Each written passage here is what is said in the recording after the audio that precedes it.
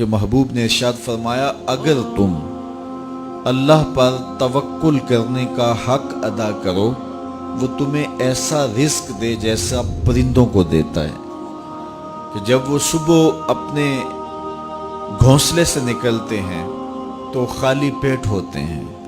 انسان کو تو پتہ ہے کہ میں نے کمائی کے فلاں اڈے پہ جانا ہے، دکان پہ بیٹھنا ہے، فیکٹری میں جانا ہے، فلاں جگہ مزدوری کرنی ہے، لیکن ان کو کچھ پتہ نہیں ہوتا کہ ہم نے کہاں جانا ہے۔ جب صبح نکلتے ہیں تو خالی پیٹ ہوتے ہیں اور جب واپس شام کو پلٹتے ہیں تو ان کے پیٹ بھرے ہوئے ہوتے ہیں۔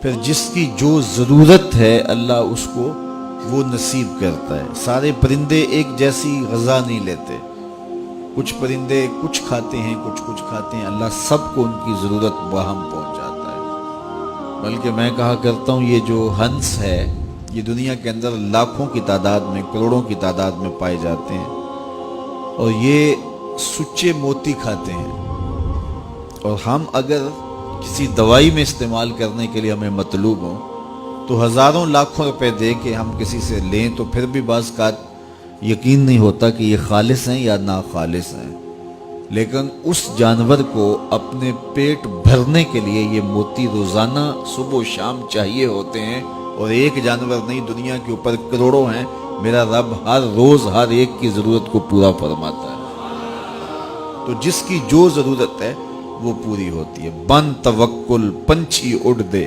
خرچ نہ پلے زیرا ہو۔ جب وہ گھر سے اڑتے ہیں تو خالی پیٹ ہوتے ہیں اور جب وہ شام کو آتے ہیں تو ان کے پیٹ بھرے ہوئے ہوتے ہیں۔ تو کوئی اڈا رزق کا مخصوص ان کے لیے نہیں ہے، اور سب سے اچھا کھاتے ہیں۔